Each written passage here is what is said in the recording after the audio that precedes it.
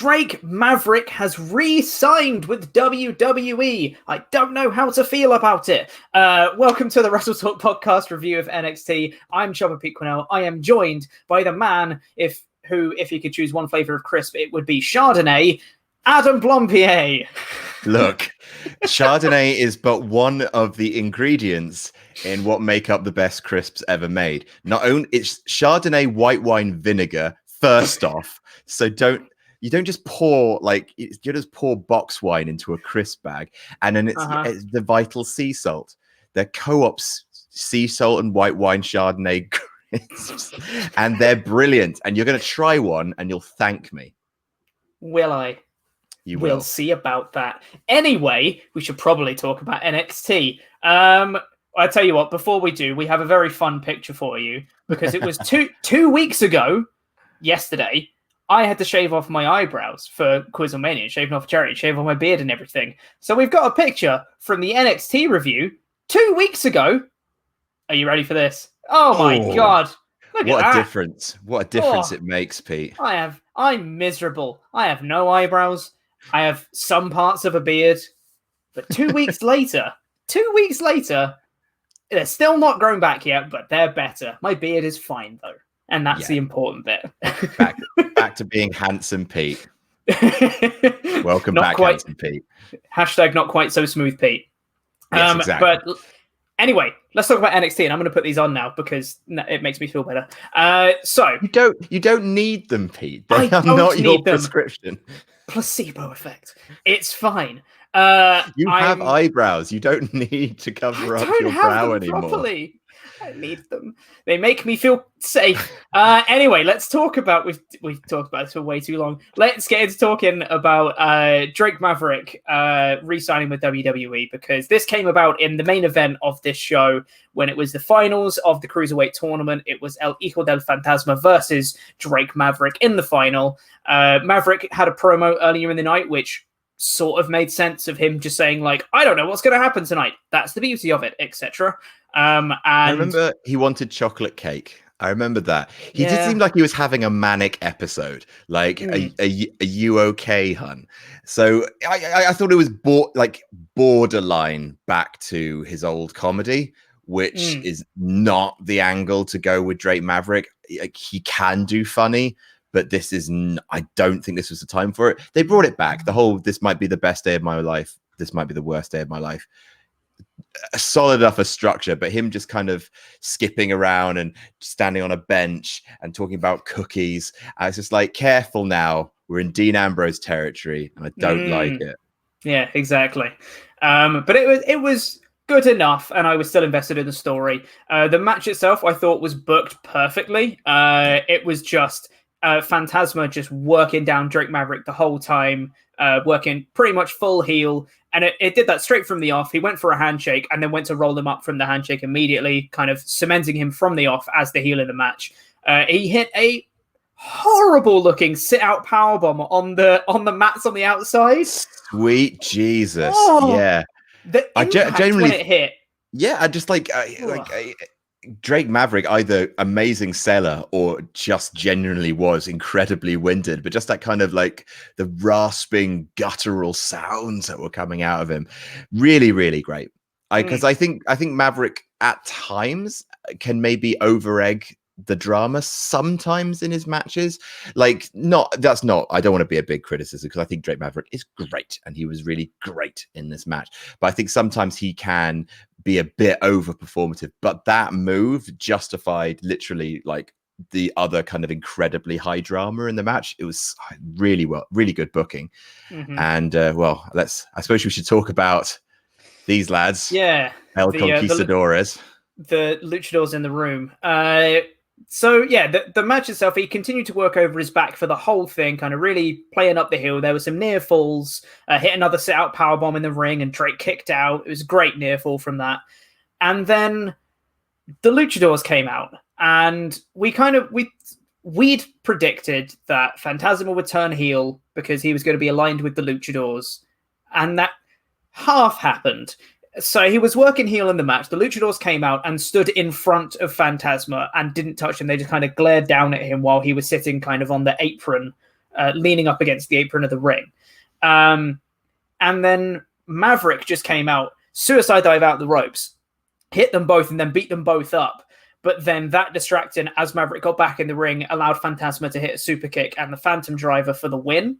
So he didn't turn heel properly, but it's looking pretty obvious that he's aligned with them because they didn't touch him. So it's just, they're kind of just dragging out the reveal for a little bit longer. So it's pretty much what we said was going to happen, but it's not 100%. So basically the full turn wouldn't have worked with the feel good signing moment. Like that wouldn't have quite played. It would have been too jarring a tone. I get the feeling if Drake had not been like released and then re-signed, if it had just been like an underdog story, I reckon, we would have had the turn here, because the turn with the title change, because why not go all in? But like, they had this story beat that they wanted to do. So I'm assuming next time we see the full like allegiance and betrayal. Other than that, because like there's no point in stringing out unless there's a big swerve coming.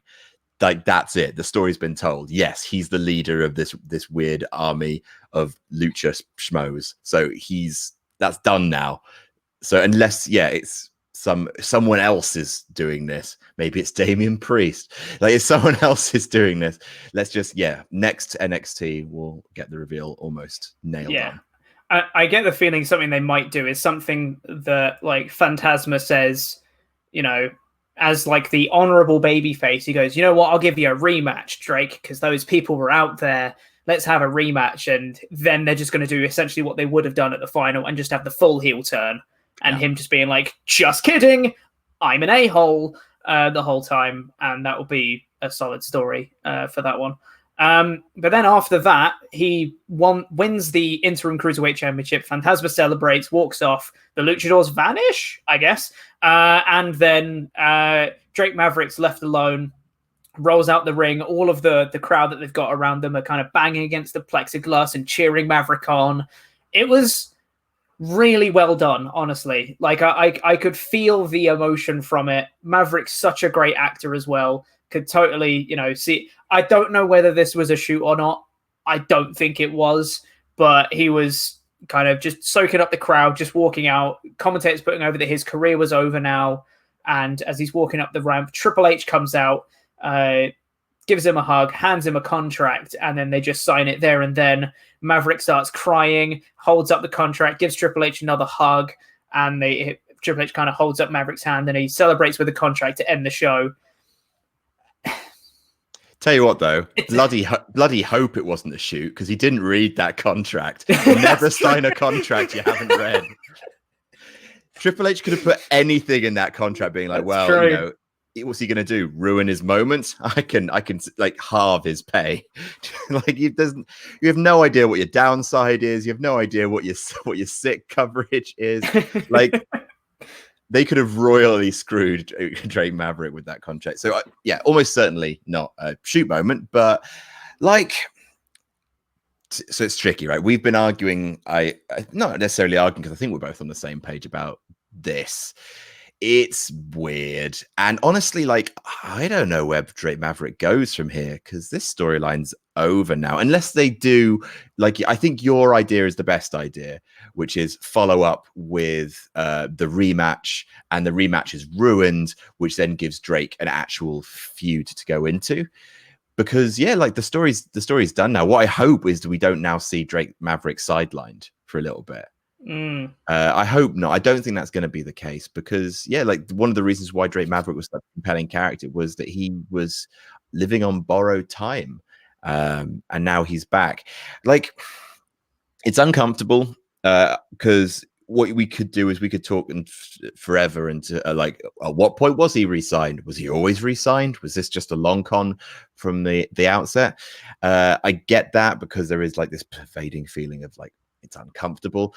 At this point, now that he's re-signed, I'm just happy for Drake Maverick. And the more we talk about it, after this, the only person it's really not helping is Drake. what the last thing I want is for people to just be talking about this angle the further he gets into his restarted WWE career. So yeah, I'm moving on, and I'm just happy with Drake Maverick. Yeah, and I tell you what, regardless of what it is, like at what point he's resigned and all that stuff, he's such a good actor, and the booking from the match was so perfect, and the walkout was so well done that I still bought into it anyway. It was such a brilliant story that they told, regardless of how legitimate it was or not. It was still a great story, and I bought into it every step of the way. I love Drake Maverick as a character now. I think from here, he just has to continue just being the ultimate underdog. He's got to be the Johnny Gargano of NXT. Now that Johnny Gargano isn't Johnny Gargano anymore, I think he can step into that shoes. Not necessarily saying he should be, in the main events and all that stuff, but that kind of just pure-hearted, never say die babyface. I think that's Drake Maverick from here on out, hopefully. But regardless, I thought it was bloody great, and it was a really nice way to end off the episode. Despite the Phantasma winning the title, it was still great to have, and Maverick gets the last laugh because he's got the contract, which was it was great. WWE, man, they book tournaments really well. Like it's one of their things that they just know how to do, especially NXT. They like sometimes they overcomplicate things, like the Jeff Hardy stuff on SmackDown, maybe not so much, but like every NXT tournament I've seen, like the Cruiserweight Classic, Mae Young Classic, like they found a way to create a tournament with so many winners, like just in one tournament. Like, we saw earlier in the night, Tony Nese and Swerve Scott and Jack Gallagher are all doing a thing now, which has been born out of this the tournament because it was booked so well. Like, like both men won this match in the main event. Both men did, because they emerged out of that match, both of them with hopefully a new trajectory, with something they've accomplished and with their stock raised. So bloody well done. Exactly. And it was on the main event of NXT as well for the Cruiserweight Championship, which is great. I don't think it's main evented in NXT before, so awesome. Just want to point out as well, because I haven't really talked about it, but I'm really, really digging the new design of the Cruiserweight Championship. I don't know how long it's actually been a thing, like whether or not it's the new design for this tournament, but I think that's really nice. Like, I like the more muted purple. It looks less plastic. That kind of silver design is cool. I like the fact it kind of obscures the NXT logo. You can see it there if you're looking for it. I like the little slashes of purple in it. Yeah, I think that's a really nice looking belt. And it really complements Phantasma with the purple mask as well. Looks really good on him. But elsewhere on the show, it opened up with the advertised Candice LeRae versus Mia Yim match, which didn't go very long because there was some booking to be done. LeRae kind of attacked her before the bell. They got into a brawl for a bit, and then it was a double count out. It was pretty quick. It was only a few minutes, and then they just both had a double count out. And then suddenly there was Tegan Nox, because Candice LeRae kind of flipped her into the Tron. Suddenly there was Tegan Nox, and then Dakota Kai and Raquel Gonzalez came out, and then Shotzi Blackheart was there, and they all started brawling. And then suddenly there was also a Keith Lee. He was in the ring. I don't know whether this was just poorly edited, because obviously this was a pre-taped show, so I don't know whether they just edited around some stuff that we didn't see. But suddenly Keith Lee was in the ring, and Johnny Gargano was on the ramp, despite having not seen them before. And the ring announcers announcing, this is now a mixed tag team match. Huh?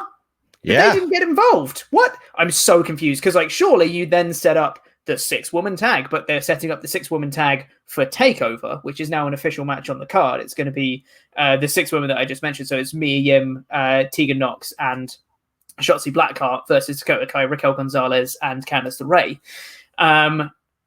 So then, they just go mixed tag match with these guys. I was like, surely there's a better way to set this match up. But you know what?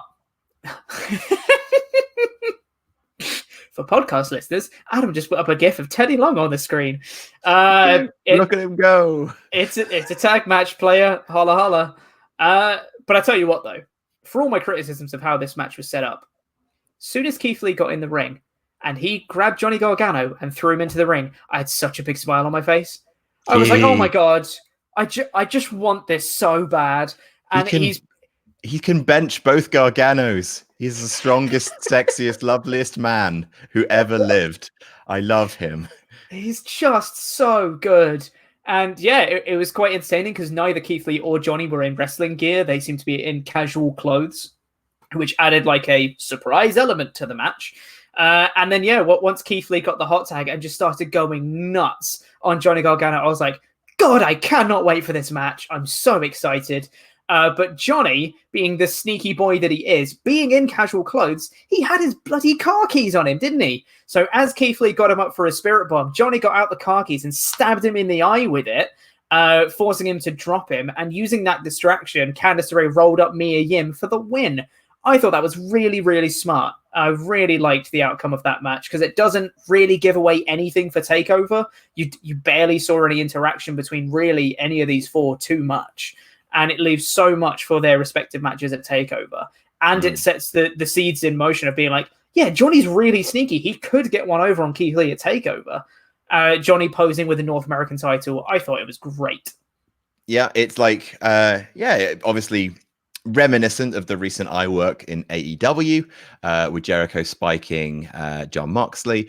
But yeah, like I dug it. There was just enough continuity that, yeah, he had his car keys on him because he wasn't in gear. So he used them and was a real horrible bastard about it. For me, this makes me feel a little more confident about my predictions. By the way, if you haven't seen those, do check them out. You'll find it on the WrestleTalk main YouTube channel page. There's a section with WrestleTalk predictions. Our most recent one for NXT TakeOver in your house. They are live. But these two jokers, Pete and Laurie, chose Johnny Gargano. I think Keith Lee's gonna win it.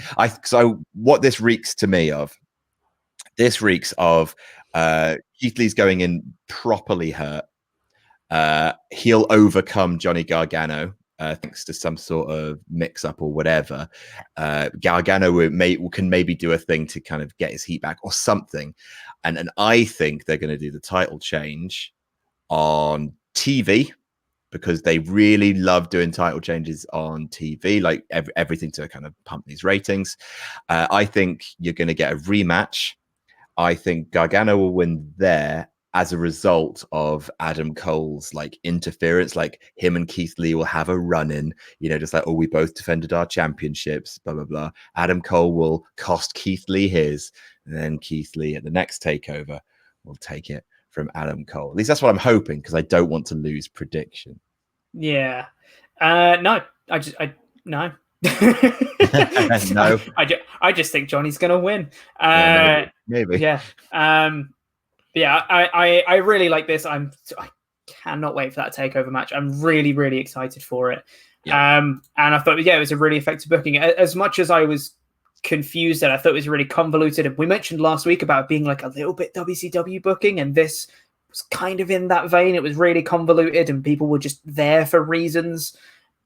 It still built to a really effective match that I'm really looking forward to. So they still did it right at the end of the day. It took a different. It was a confusing road to get there. But like unlike WCW, where you very often leave a segment being, wait, what did I just what? No, what actually happened? This one, you're left with a very clear shot. Keith Lee is injured. Johnny Gargano now has a really kind of clear shot at the North American title. Like convoluted, but really strong selling of that match. Added an extra element that wasn't there before. Turned the heat up on it. Like generally speaking, this is a good go home show. Like in terms of being a go home show, this is good. 100%. Really built all the matches effectively. We got a little video package for Cross and Ciampa, which I really like. This was like the Ciampa themed promo, essentially, just saying that he's special and the match is going to be special, which is good. I want it to be special. Then we had Dexter Lumis backstage promo. They said, what are your thoughts on, Adam Cole and Velveteen Dream takeover, and he just got some paper and started drawing. Yeah, he's the kind of caricaturist you see like on a pier in like a seaside town. You bung him a $5 and he'll draw a picture of your dad with a really big head. Yeah, like, that's exactly it. Real weird. So I don't know. I don't know, man. He's a heel, right? This is a heel gimmick. Surely Right? he's a serial killer. Maybe I'm being too basic. Maybe there is actually like a really winsome, lovable side to Dexter Lumis, and maybe him just being, Dexter is too simple, and this is like a nice little layer. I don't know. Like it. Let's like think of it like this. So when the puppets first appeared in Firefly Funhouse for the first time, everyone thought this is really silly. Why is he doing all this kiddie nonsense? Who knows? This may be a thing, although like I don't know, man. Like for a guy who looks essentially like the white version of Jax from Mortal Kombat, like with those arms, I'd expected it to be a bit more of a monster and a bit less of a cartoonist for the New York Times. So but that's where we're at. It was strange because it came back to a different backstage promo later where he'd finished the drawing, and the drawing was him driving a car with the Undisputed Era in the back. That was the drawing. Yes. So based on a different promo that we'll talk about in a minute, I think that lends itself to your prediction that you made on the predictions video, which I'll speak about in a second, because we got a video package of Cole and Velveteen Dream, Undisputed Era in a limo. Great, perfect. Yes, more of that. Soon as Adam Cole gets in, they all do the hoo, hoo, hoo, hoo, hoo, which was just great. They're so good together. Kyle O'Reilly's faces. That was the next thing I was going to say. He's my favorite. He's just the best. And what was it? He was saying they went to some fancy restaurant and they were cheering each other because Adam Cole was a year as NXT champion. And Cole just turned around and goes, my compliments to the chef. And it's just like, the way he delivers it and the face he has when he does it, it was just... Also, they're just having salads. There's like a bit of salad with some balsamic on it. Like, don't get me wrong, love a bit of pesto, love a bit of balsamic vinegar, delightful on a salad. But like, I don't know. Yeah, it's so choice. Like this episode is a lot of promos because they are selling this show. But these promos are good, man. Like NXT knows when it doesn't have to overcomplicate things in the ring and when it can just rely on the most dependable wing of WWE. What maybe the wrestlers, but other than that, the promo department, like the vignette package team, like the best in the industry. And they made some beautiful stuff this week. Yeah, it was really, really good. Velveteen Dream was roller skating around. Velveteen Dream spoke into a mirror. And like a Prince tribute artist was there. Prince was there and said, Dream's good. Thank goodness they managed to get Prince to record that before he died 4 years ago. Weird. But yeah. It was strange, but I guess it makes sense. ? They announced it's going to be a backlot brawl. They showed a few glimpses of it with cars surrounding a ring outside, the headlights from the cars lighting up the ring itself. So it's an interesting one. It should be a more cinematic match as it is. And where this links into Dexter Lumis is Dexter Lumis drew him driving a car with Undisputed Era in, and Undisputed Era were in a limo. Dexter Lumis was driving the limo. He's going to turn on Velveteen Dream because he's been aligned with Undisputed Era already. They've already brainwashed him, you see. He's already with them. Interesting. So, like, I don't know if the one thing Undisputed Era needs is a really weird fifth member that doesn't talk. Like they all go to the same restaurant and like everyone's like tucking in and Dexter Lumis is just sort of sitting there at the end of the table. Just like, I think that could be amazing. Maybe. I think he's more concerned with the dream. But who knows? Like everyone's saying, like, oh, is Undisputed Era getting a bit stale? What's next for them? If adding a gigantic mute boy who really likes caricatures and stroking, like, yeah, maybe that is the thing to give them the shot in the arm that they need. Maybe. I mean, it could just be that, there's cars surrounding the ring in this backlot brawl, so maybe it's something to do with a car in the match itself. I don't know. Or maybe it just made absolutely no sense. Who knows? We'll have to wait and see. But it then got announced that we're going to get Lorcan and Birch versus Undisputed Era, being Roderick Strong and Bobby Fish, versus a mystery team for the number one contendership for the NXT Tag titles. But before that match, we had Tony Nese versus Swerve, which I thought was great, building off their history in the Cruiserweight tournament, which led to Gallagher coming out to try and distract Swerve, but it wasn't enough because Swerve still managed to get the roll-up victory over Nese. So it seems like Nese and Gallagher are some sort of unit potentially, or maybe they both just hate Swerve. Who knows? But some sort of program based off the tournament, which is great. I'm all for it. The match itself was really fun and fast-paced. Can't complain with that at all. It's great. Yeah. I mean, like, neither Gallagher or Tony Nese are doing anything, so why not? They're both talented. Let's see what happens. Absolutely, yeah. Then we did get that tag title match. The number one contendership tag match, which was strange. Okay, so it was Undisputed Era and Lorcan and Birch, and it got revealed that the third team was Breezango. Yay! And they came back, and they're astronauts now. They're exactly the same as when they left. Okay. I think I'm just salty because of how they came back to NXT. Because Tyler Breeze came back as Tyler Breeze, Prince Pretty from NXT. And he had his great takeover match with Dream, which was awesome. A nice little, nostalgic thing for Tyler Breeze. And then Fandango came back, but he was a different Fandango. He came out in like a vest and like jeans. And we were like, oh, new Fandango, this is great. And then they started beating each other up, and then they both said to each other, we need a makeover. And then they came out and they were the fashion files still. And then their gimmick is that they just dress up as different professions. I feel like it's missing the point of what made the Fashion Police great when they were on the main roster. Yeah, I mean, like, that's the thing, is like they're a showmanship tag team. Like, obviously the Fashion Files was incredible. It was lightning in a bottle.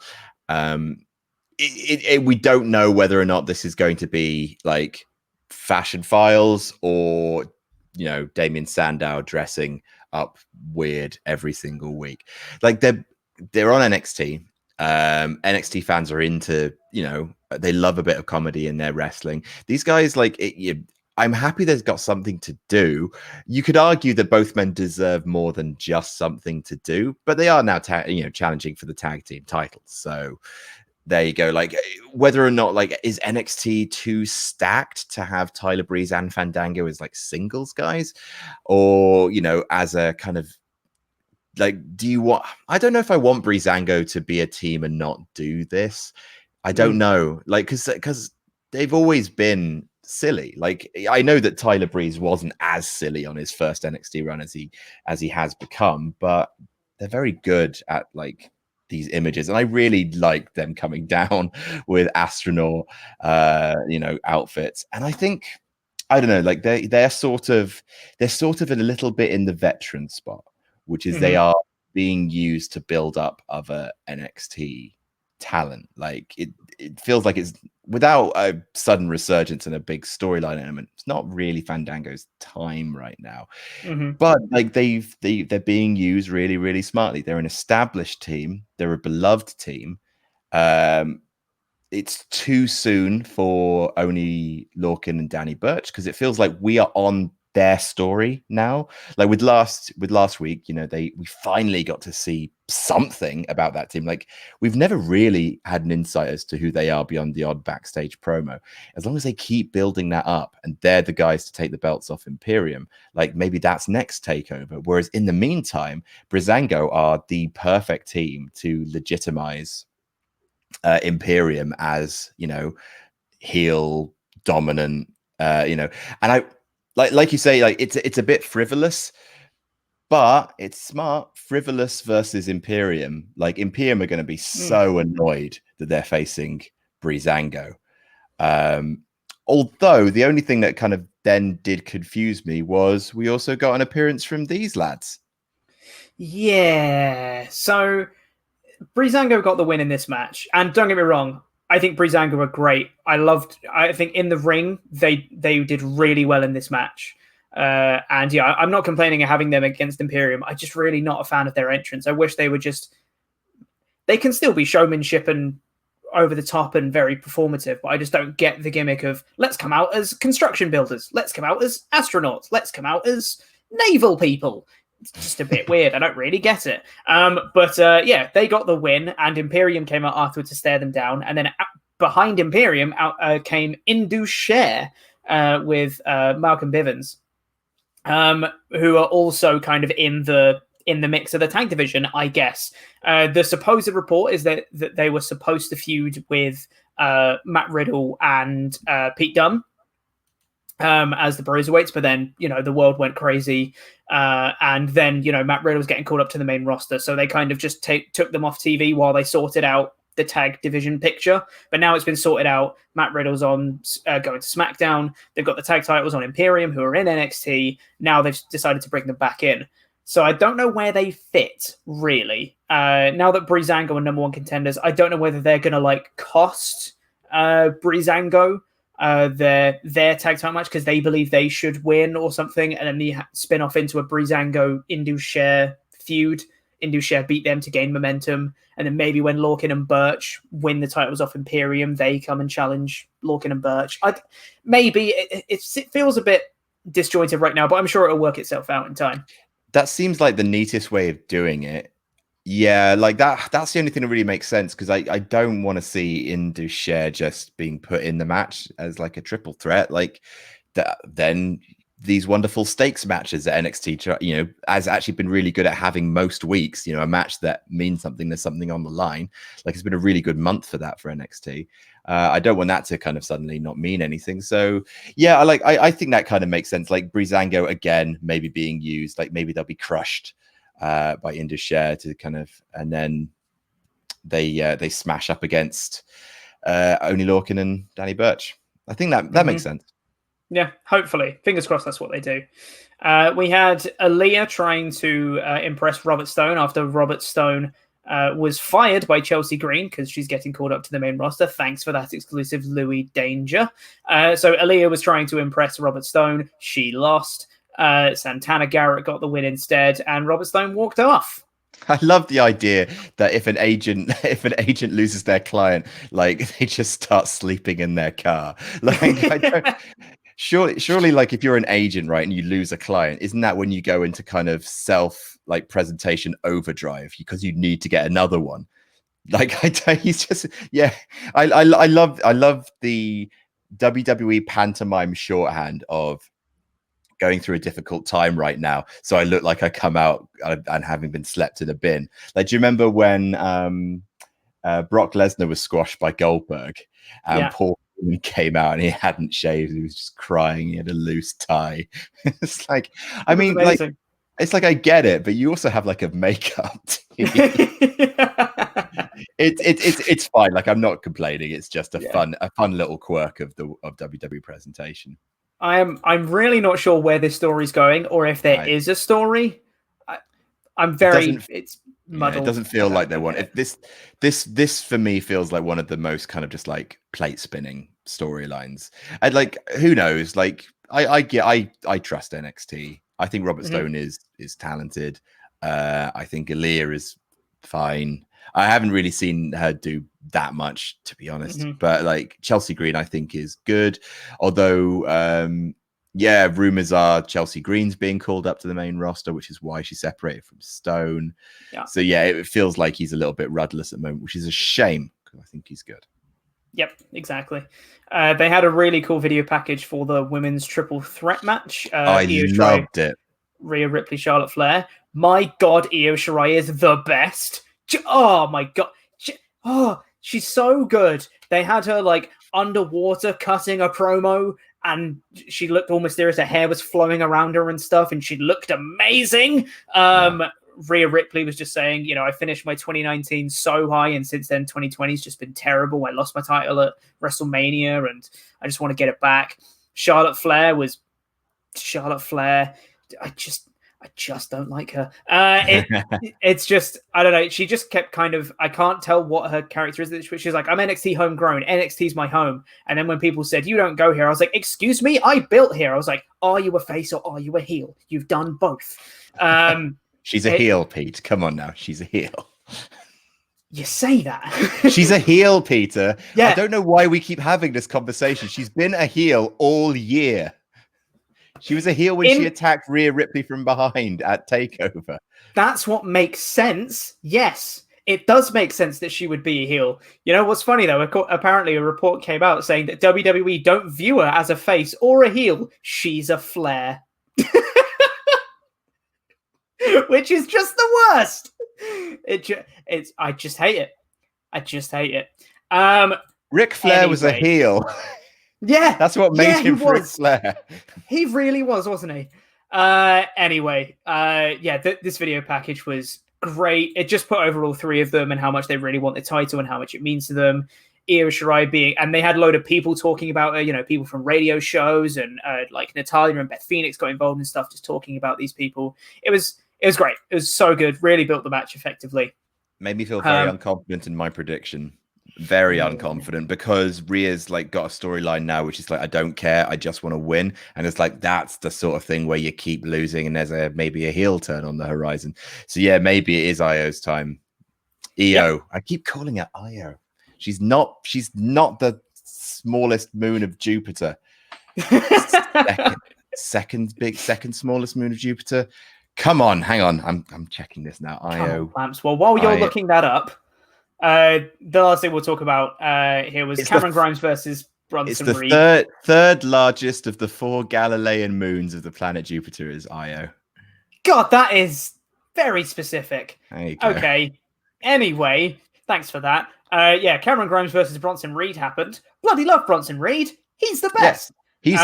He's the new earthquake. I really like his presentation. I like how he kind of like boom, boom, boom, just like kind of almost makes his own noises as he walks around. I think that's really fun. His entrance music is great. Look at him go. He's just the best. He calls himself the thick boy. What's not to like?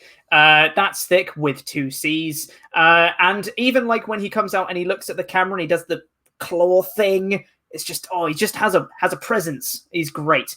But unfortunately, he did not win. Cameron Grimes won with the cave-in. It was a good match, though. It put over Bronson Reed as, not a complete pushover, which was nice. Cameron Grimes snuck in the cave-in and managed to get the win, which was cool. Keeps building Cameron Grimes, who's also great, apart from his hat, which is dumb. Tell you what, massive pet peeve really quick is when he hit the cave in, but he didn't like stop down on him. He kind of pushed him down and then he fell kind of further in front than Bronson Reed. And the commentator's just going like, he didn't get all of it, but he got enough. I was like, I hate it when the commentators say that. Just stop pointing out botches. It's so annoying. It really grinds my gears. Well, they got to say something, haven't they? Like if someone obviously messes up a move. It looked fine. It looked fine. It's when someone like completely whiffs like, a black mass or whiffs like, John Morrison disaster kick off the ropes or something. And then, if they completely whiff it and the person still sells it, go, I think he just got enough of that. That's fine. But when he does hit him with his feet, he just goes too far on the actual impact. You can just go with it. It's a finisher. It's a finisher. He won with it. Don't say he just got it. He won the match with it. Don't make Bronson Reed look pants, because then it makes him look rubbish, because he won with a bad version of his finisher. You're such a grumpy old man, Pete. I am a grumpy old man. I'm continuing it on from last week. I take it back. I am grumpy this week. Anyway, then we had the main event of Phantasma and Drake Maverick, which we've already spoken about. I thought this was a really effective go-home show. But really liked it. But Pete, you've forgotten. Karrion Kross turned up. Oh, he did, didn't he? Yeah. Yeah. He hit us, what do they call it? The Doomsday Saito suplex. Yep, that one. Stared down the camera and just said, the match is going to be special, TikTok, etc. I thought it was good. I only wanted to point it out because I thought smart play this, because so far he's been tossing around small guys. To see him hit the Doomsday Saito on someone of Bronson Reed's size and do it with such ease. Nice. A nice little extra element of, that's how strong Karrion Kross is. I thought it was a really nice touch. Yes, I do agree with that. Yes, it was very, very good. But yes, overall, really effective go-home show. I'm pumped for TakeOver. Can't wait. Yeah, I can't ask more than that, can you, for a go-home show? So, thumbs up all round. Brilliant. Yeah. Yep, super happy. Awesome. So that is all the time we've got. Thank you for throwing that picture on the screen again. That's all the time we've got for this episode of the WrestleTalk podcast. Please press the videos that have just appeared on the screen to catch up with the latest awesome WrestleTalk things, and the button in the middle that will make you become a pledge hammer on Patreon. I have been Chopper Pete Quinnell with eyebrows this time. That has been Adam Blompier with his Chardonnay crisps, and that was NXT.